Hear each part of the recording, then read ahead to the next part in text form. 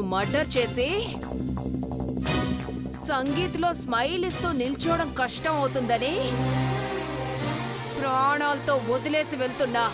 Madam, మీరు నా ప్రాణాలు తీసినా సరే ఈ కళ్ళు పార్వతివి అన్న నిజం ఈరోజు ఎలాగైనా దేవసారికి తెలియజేస్తాను. రేయ్, ఈ రూమ్లో కుక్కల పడుంటావు. దేవాకి ఎలా తెలుస్తుంది?